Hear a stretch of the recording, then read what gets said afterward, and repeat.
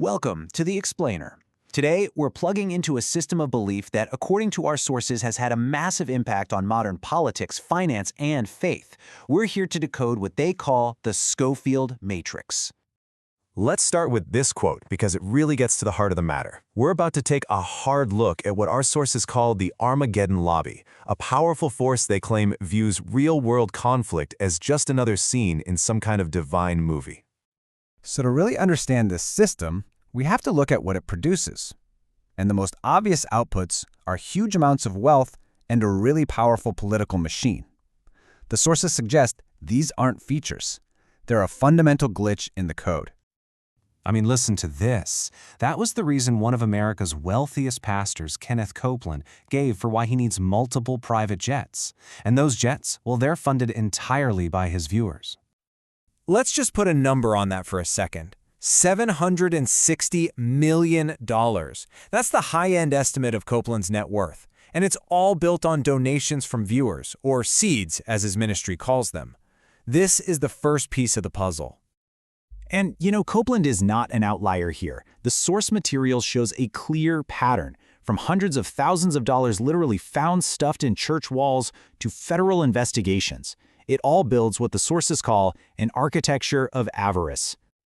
Okay, so that's the money. But what does all that money buy? Well, it fuels a political machine. You can see it right here on the chart. It creates a voting bloc where support for a specific foreign war is literally double that of the general population. Our sources have a name for this, a soft accelerationist mindset. It's the idea that conflict is actually a good thing, a desirable sign that helps speed up some prophetic timeline. So you have to ask, what's the source code for all this? I mean, how did we even get here? To figure that out, we've got to go way back and trace the origin, the very first lines of code for the doctrine that powers this whole system. Now, you'd probably assume the core belief here, this idea of a secret rapture, is ancient, right? Goes all the way back. But the sources, they argue something completely different. They say it's actually a pretty recent invention from the Victorian era. For almost 2,000 years, the dominant Christian belief was all about enduring tribulation. Then, you can see on this timeline, something just changes in the 1830s. A brand new escape hatch theology is born. According to our sources, they basically hacked the code, creating a ticket for a flight that was never even on the schedule. So this idea of a two-stage return, a secret one for the believers and then a public one for everyone else later, this was a radical departure from nearly 2 millennia of Christian teaching. It changed the entire objective from endurance to evacuation. And this new escape hatch idea didn't just spread on its own. It was a well-funded operation. The sources show it was backed by wealthy American industrialists. And, this is the key part, it was published by Oxford University Press. Not because of some rigorous scholarly review, but because of a shared sectarian connection that gave it the ultimate stamp of academic approval. So based on this history, the sources lay out a pretty damning 3-part indictment. They argue that this one doctrine created a system with some really profound consequences, theologically, economically, and politically. Okay, so first, theologically. The argument is that this system transformed a faith of active engagement into one of passive escapism. It created what's called rapture anxiety, this deep-seated fear of being left behind. It basically turned warriors into waiters. Next up, the economic indictment.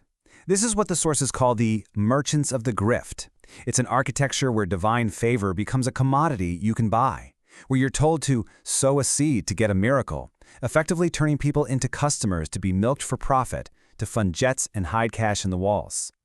And finally, the political piece. This created a potent weapon, what the sources call the war machine. This is the lobby that cheers for conflict because they believe it's a necessary, prescripted part of a divine movie. But as the sources keep reminding us, the blood is real.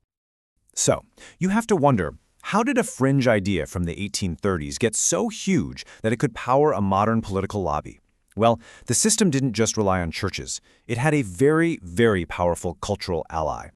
That's right, Hollywood. The source material points directly at Hollywood as a key player, an amplifier that took these apocalyptic ideas and beamed them straight into the mainstream. And this is a wild detail.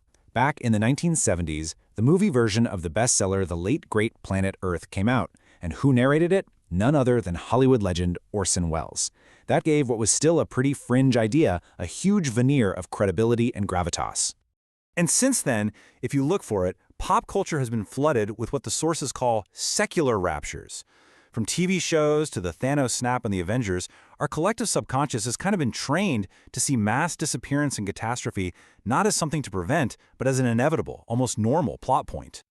All right, so after that pretty extensive indictment of the system, what's the solution here? According to our sources, what's the way out? They call it the awakening, the exodus. The core message is a complete rejection of what they call a theology of abandonment. It's a call to re-engage with the world, arguing that the whole mission was never to flee the battle, but to actually win it. So the sources advocate for a pretty simple but powerful action: cutting the signal. That means disconnecting from the propaganda wings of what they call the religious industrial complex, the TV networks, and the media personalities who keep the system running. So what's the final takeaway? It's a proposed pivot, a shift away from a system that creates passive, fearful customers and toward a worldview that's about creating active, engaged participants. Ultimately, this whole analysis of the Scofield Matrix leaves us with a pretty provocative question. It challenges us to think about where we place our attention, our resources, and our hope. It suggests the show is over and the real work is just beginning. Are you watching?